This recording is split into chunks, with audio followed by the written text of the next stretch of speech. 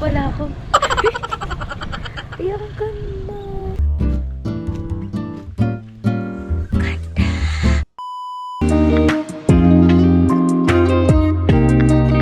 Ang swerte namin kasi inulan. Wanna ride with me?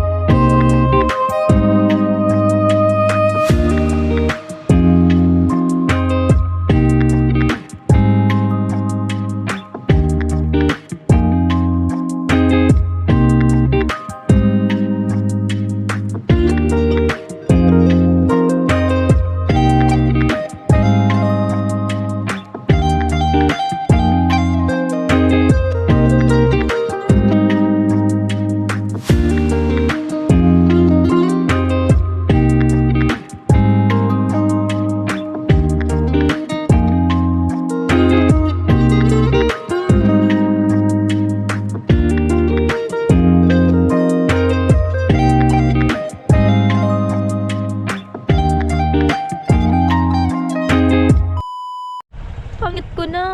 Hulas na yung makeup ko mga kagwani. So, hello sa mga kagwani. Ay, nasa Baguio pala ako. Ay, ang ganda.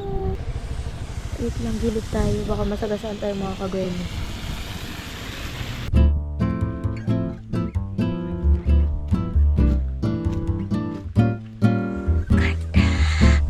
So, ayun mga kagwani. At dahil hulas na yung makeup ko, mag-helmet lang muna tayo para hindi kita yung pangit kong face. So, dito sa Baguio. Charitsu.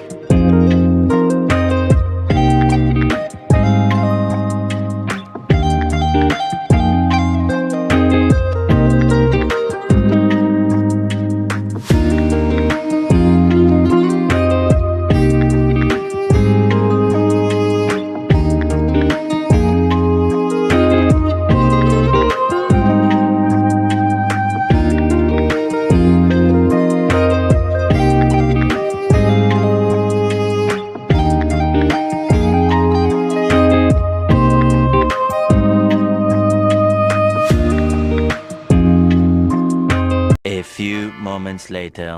So, hello sa mga kagwani. Dito na kami sa Mayan Skyline. And ayun na nga. Ang swerte namin kasi inulan.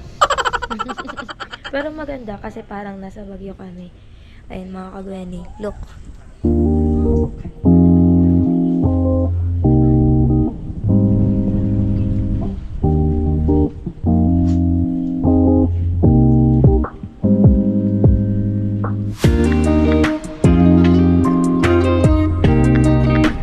expectation kung makakapunta dito kasi mainit kanina. Mapapaganda yung pag-vlog, pero okay naman ngayon kasi parang nga nasa Baguio, kaya maganda din naman. So kung nakikita nyo, ang lamig dito and sinisipon na ako. Ayan, tingnan nyo.